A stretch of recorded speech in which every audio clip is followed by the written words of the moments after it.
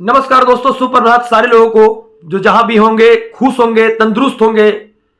अब दुर्गा पूजा बीत चुकी है। एक तरह से देखा जाए तो एक तरफ खुशी का माहौल है और एक तरफ गम का माहौल है। तो खुशी का माहौल वहां पर है जिन लोगों को रोजगार मिली है, गम का माहौल वहां पर है जो लोग रोजगार पाने वाले थे उनको रोजगार नहीं मिली है। कल देखा गया तो अफरा तफरी में और तेजी में बिहार सरकार की तरफ से बीपीएससी ने एक और फरमान जारी किया। उस फरमान में किया गया क्या कि 6 से लेकर 12 तक वैकेंसी को निकाला गया, जबकि यह वैकेंसी TRE-1 कंप्लीट नहीं हुआ।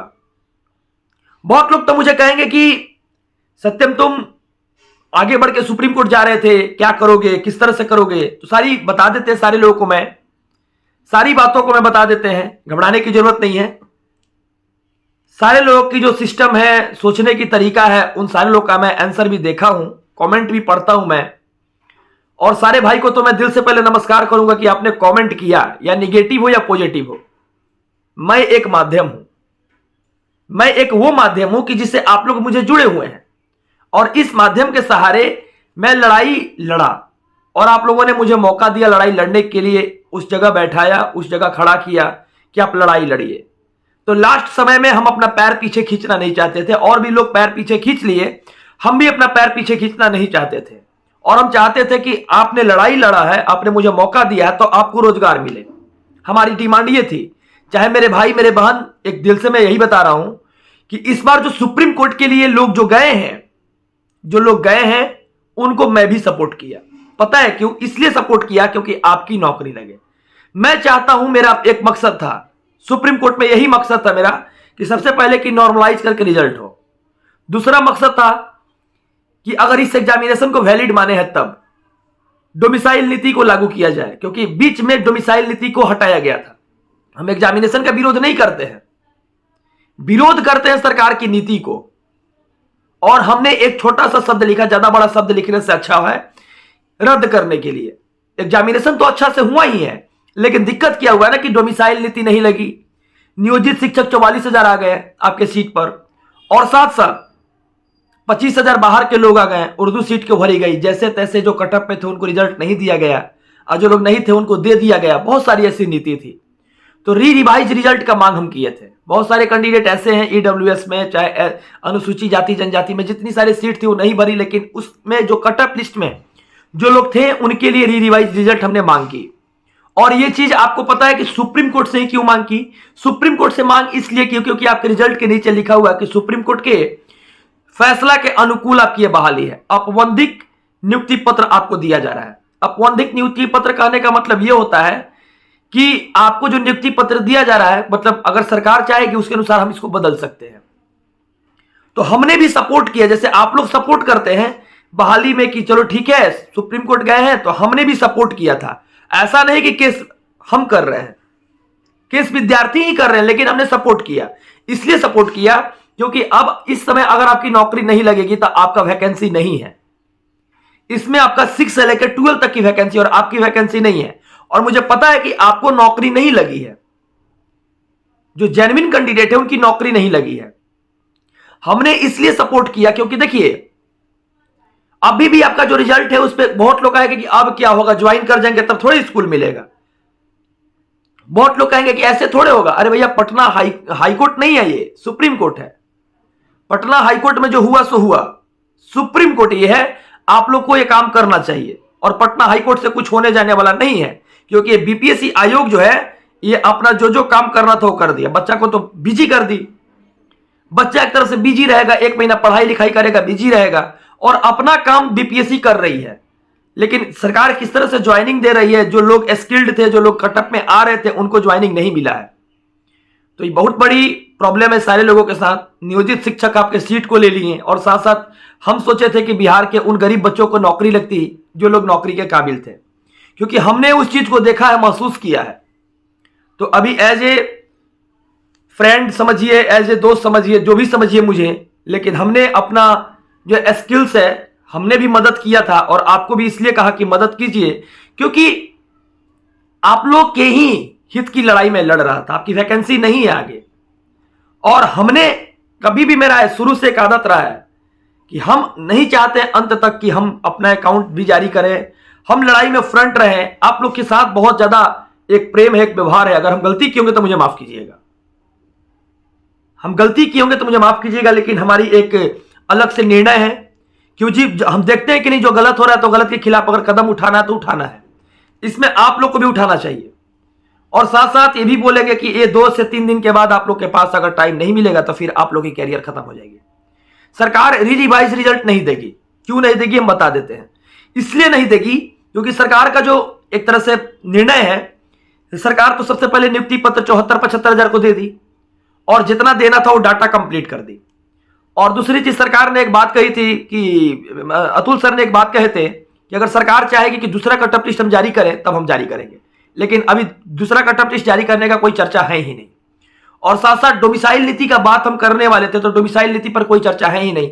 तो यहां पे जो लड़ाई लड़ी जा रही है सुप्रीम कोर्ट में, आपको सबको बढ़ चढ़ के साथ देना चाहिए जो प्राथमिक में है खासकर।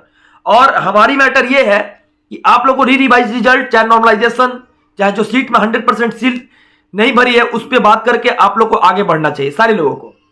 और ऐसा लगता है कि नहीं हम अकाउंट जारी किए हैं, हम कुछ, मेरा कुछ नहीं है। जैसे आप एक स्टूडेंट है, आप एक माध्यम है सुप्रीम कोर्ट जाने का, तो हम भी एक माध्यम है सुप्रीम कोर्ट जाने का। जो स्टूडेंट गए हैं उनको हमने हेल्प किया है और उम्मीद करेंगे कि आप भी कीजिएगा, क्योंकि अब ये जो लास्ट लड़ाई है इसके बाद आपकी लड़ाई नहीं होगी। आप घर बैठ जाइएगा और आपका एज क्लैप्स कर जाएगा और सरकार के स्कीम के अनुसार आप आधार कार्ड में ही केवल गिनती में आइएगा। आधार कार्ड से पैन कार्ड में लिंक करवाइएगा, लिंक पे पैन कार्ड से आधार कार्ड में लिंक करवाइएगा, बस इतना ही सरकार की नजर में आप गिनती में रहिएगा। अगर इस बार नहीं कंप्लीटली हुआ तब। और बात रही बीपीएससी टीआरई 2 के लिए, तो बीपीएससी टीआरई 2 के लिए हम कहेंगे सारे भाइयों से कि जो भी सारे सदस्य हैं, ऐसा लगता है कि वैकेंसी आ गई है तो ये फ्रेश वैकेंसी है और इस वैकेंसी में किसी प्रकार की लोचा नहीं है। और ये वैकेंसी जो है न्यू नियमावली पर बनेगी, शायद 2012 की हो या पहले की हो, तो अभी पूर्ण रूप से हम भी नहीं देखे हैं।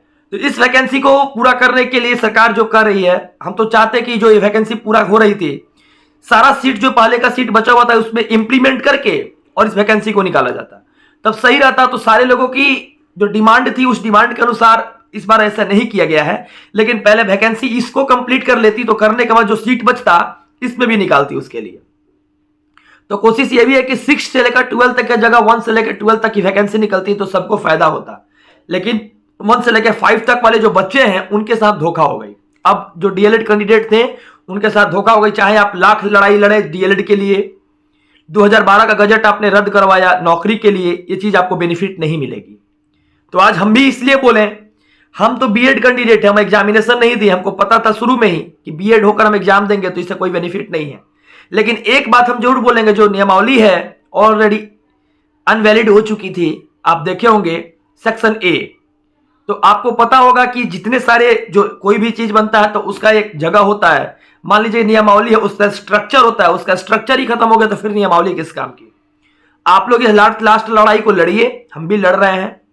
अगर साथ दीजिएगा तो हम भी आपका साथ देंगे। अगर आप चाहिएगा कि नहीं सत्यम जी आप साथ दीजिए तो हम भी साथ देंगे, नहीं तो फिर कोई बात नहीं है।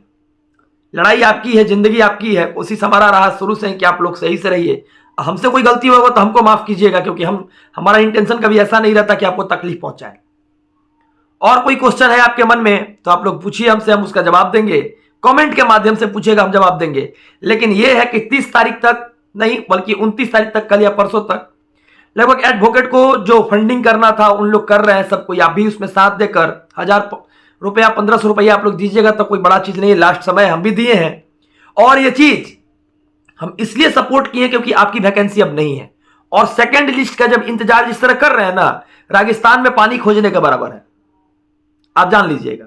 तो यही लास्ट है जरिया, एक सुप्रीम कोर्ट, और सुप्रीम कोर्ट के सहारे से ही आपको अगर मिलेगा तो मिलेगा, नहीं तो फिर यह बहाली आपके हाथ से निकल जाएगी। फिर अगले नेक्स्ट चुनाव के भेंट चढ़ जाएगा, तब तक आपकी एज क्लैप्स कर जाएगी। बस यही लड़ाई था, इसलिए हम लड़े थे। और आप देखे होंगे कम्युनिटी बॉक्स में हमने लगाया भी था फंडिंग के लिए, इसलिए लगाया था क्योंकि हम चाहते थे कि उन गरीब लोगों के साथ भी जो छल हुआ है वो छल नहीं हो। जो गरीब लोग बहुत मेहनत से, आप लोग बीएड डीएलएड किए हैं, सीटेट पास आउट हुए हैं, आपको नौकरी नहीं लगा, इसलिए नहीं लगा क्योंकि आपके जगह तो नियोजित शिक्षक हो गए और आपकी वैकेंसी नहीं है। तो इसलिए हम लड़ाई लड़े थे और हमको इससे कोई बेनिफिट नहीं है क्योंकि हम 1 to 5 में नहीं है। हमारी मैटर ये थी कि बहाली आप लोग के लिए भी है, तो अगर हम गलती किए तो माफी मांगेंगे। और लेकिन जो लोग अभी लड़ रहे हैं उनको अगर मदद करना चाहते हैं तो कम्युनिटी बॉक्स में आप लोग मदद कीजिए। 1000-1500 रुपए लास्ट में मदद कीजिएगा तो कोई बड़ा चीज नहीं है, क्योंकि अगर हमको पैसा लेना ही रहता है तो लास्ट आंदोलन में हम पैसा नहीं लेते सारे लोगों से। उस बार तो भी तो हम ही अध्यक्षता किए थे 16 अप्रैल के दिन। तो आप लोग भी सबको ही से कहेंगे, जितने लोग हैं सब लोगों से कहेंगे कि आप लोग अगर मदद करते हैं तो वहां पे बहुत फायदा होगी। एडवोकेट को पैसा दिया जाएगा और सुप्रीम कोर्ट में नॉर्मल 4 लाख 5 लाख रुपए तो खर्चा होता ही है सारे लोगों का। और हम भी इसलिए मदद किए, बूंद बूंद से कहीं गाड़ा बढ़ेगा। हम भी इसलिए मदद किए थे ताकि आपकी नौकरी लग जाए, जिसमें एक छोटा सा बात आपको बता देते हैं कि हम तो एक माध्यम है, हम तो एक माध्यम है। और हमारी एक तरह से बात हम यही कहेंगे कि इसके बाद आपकी अगर लाइफ क्लैप्स करती है तो एक तो 4 साल की लड़ाई, और साथ साथ ये भी हम कहेंगे 4 साल की लड़ाई के साथ साथ सरकार के गलत नीतियों के आप भेंट चढ़ जाइएगा।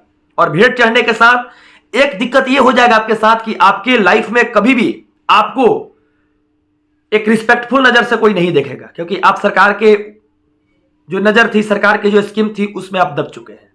तो अपने आप को उठाने के लिए लास्ट में यही कीजिए, आप लोग से नम्र निवेदन करेंगे और सारे भाइयों से कहेंगे जो लोग TRE2 आया है उसकी तैयारी कीजिए। उसमें हम भी तैयारी करेंगे, क्योंकि उसमें ही हम एग्जाम दे सकते हैं। हम STET पास आउट है, 9-10 में, और मैथमेटिक्स से हम है, तो पता नहीं अभी तो तैयारी देखते हैं कैसा होता है। तो तैयारी में हम लगते हैं, मेहनत करते हैं। और आप लोग जो 1 to 5 वाले हैं, जिनको लगता है कि नहीं धांधली, तो आप देख ही रहे कैसे हुआ है, कम्युनिटी बॉक्स में पूरा लगाए हुए हैं। जिनको लगता है कि आपको रिवाइज रिजल्ट के लिए या डोमिसाइल नीति के लिए या आपकी सीट के लिए लड़ाई लड़ी जाए, तो आप फंडिंग कीजिए, पुरजोर तरीका से फंडिंग कीजिए, ताकि एडवोकेट से मिलकर उन लोग जो लड़ रहे हैं, जो लोग सुप्रीम कोर्ट में लड़ रहे हैं, उनको मदद कीजिए ताकि आपकी लड़ाई ऑलरेडी लड़ा जाए। चलिए, आप लोग से यही कहेंगे, दिल से धन्यवाद देंगे। और जो भी जहां पर है तैयारी, जो BPC TRE2 के दे रहे हैं, उसके लिए भी आप लोग लगातार लगिए, तैयारी कीजिए। हम भी तैयारी करते हैं। अब देखिए आगे क्या होता है। हम लोग का कर्म है तैयारी करना, तैयारी किया जाएगा। और तैयारी करने के साथ साथ जो जहां पर है, खुश रहिए, स्वस्थ रहिए, तंदुरुस्त रहिए। और जाते जाते कहेंगे सारे भाइयों को कि चैनल को सब्सक्राइब भी कीजिए, लाइक कीजिए, शेयर कीजिए, ताकि अगला बार भी हम आए और आपसे जुड़ सके। धन्यवाद।